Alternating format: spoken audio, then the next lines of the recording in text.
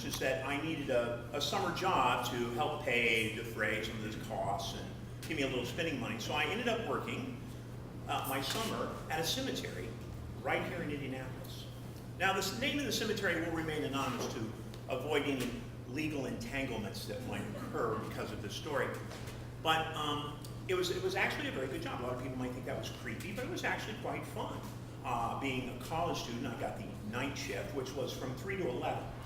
So I did some of the office work, I answered the phone a little bit, and I allowed people to come in and visit and then close the gates just after dusk. So there was really nothing to bother you. I studied really well, and it was great to catch up on all my studies. Except for one small detail. And that was, throughout some of the nights, I would hear a jingling, like a ring, like a bell almost. Faintly, but you could definitely hear it. And it wasn't scary, but a little irritating. And I would go and I'd walk around and try to search for it in this old building that was the office in the middle of this ancient cemetery. And no matter where I looked, there was nothing that would ring. I walked outside looking for maybe a wind chime, nothing. So I went back in and started walking around shaking things, just picking up random objects. Something's got a ring in here, but I never figured it out. So I just lived with it for the next few weeks. Until one night when the cemetery director stopped by just to see how I was doing. And we had a pleasant chat, and I just happened to mention, you know, the only odd thing that ever happened is this strange ringing that I hear. Well, his head snapped around, and his eyes got big, so I knew I touched a nerve. And he said, really? A bell? I said, yeah. He said, how often do you hear it? I said, well, not necessarily every night, but you definitely hear it when you hear it. And so he told me the story that even before he was the cemetery director before him passed the story on that whenever you hear the bell ring, it would signal that someone was going to be buried the next day. Really? And I thought he was just trying to, you know, scare me a little bit. He says, no, if it rings twice, 2 people, no ring, no people. Once, one, I get it. Don't believe it, but that's a nice story. He just shook his head, he says, test it, and he left. So I did. The next few days, I would listen. Oh, one ring tonight. Sure enough, the next day when I come into work, one person had been buried in the cemetery. And I kept track, and the bell was never wrong. That creeped me out. And I would tell my friends who just thought I was nuts. Well, as time went on, I caught up on all my studies, and now I was just bored. And so I started to explore this little house, this little office building in the middle of this ancient cemetery. And in one of the back rooms, no larger than a walk-in closet, was the cemetery's archives. So I went through, and they were old books like this, big, large tomes, with blank pages that people would write on. And this dated all the way back to the 1830s. And they would write things like who died, the date, when they were born, what they died of. That was very interesting. And maybe a short history, a little biography, so to speak. It was very interesting. I got very interested in reading some of these.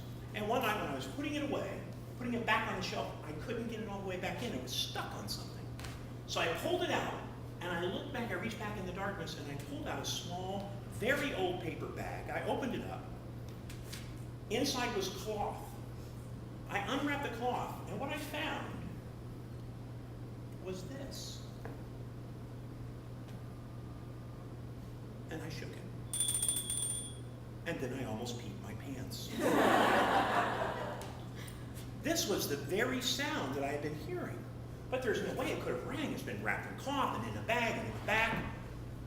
Okay, so I went and I grabbed all that stuff and I looked at it, and there was something written, and it said book 15, page number 112. So I quickly looked through the archives, found the book, went to the page, and it told a story of where this bell was from. A man named Oscar Windover. Oscar Windover died in 1895. Now, his biggest fear was being buried alive. Now, in that time, that was a common fear. Many people were worried about being buried alive. To such extent that they even made devices that you could hook up to your coffin and ring, just in case. Well, they buried him. He died, but he was so afraid of this being buried alive that he was buried in a crypt. They ran the string out to the device that had this bell on it. The very first night, the groundskeeper heard the bell ring. He alerted everyone. They came in, they busted open the crypt, they came in, they opened up his particular crypt, pulled out the coffin, and he was still dead. Put everything back. Told his wife the next day. The wife, hearing the story, came in, sat by the crypt, heard the bell ring, got somebody else to come over. They heard the bell ring, they busted everything open, pulled it open, opened it up, still dead. Well, this is what's getting annoying, and it's somewhat expensive. So they removed the device and put it away. And they said, look, he's dead. We're not, I don't know what's ringing the bell, wind, whatever. So they put it back. 21 years later, the wife died. When they went to bury her, they opened up the crypt because she was going to be buried next to her husband. And when they looked at Oscar's coffin, it was open, and his arm was hanging out. Yeah, that was a creepy story. What was more creepy is in the book, they had written that they had saved the device that he would ring in case you were, buried alive. But and it stood out there, in the office for many years until someone had dropped it and it was broken. And they only saved this one bell. That scared me so much that summer. And I thought about stealing this bell, but I didn't. I did, because I thought, well, how unfair it would be, to take away that history from that cemetery. And also, I thought it might scare the very out of me, so I left it. But I do want to leave you with this thought. If somewhere in the future, you have to take a loved one to the cemetery to be buried here in Indianapolis, don't be surprised if they already know you're coming. Thank you.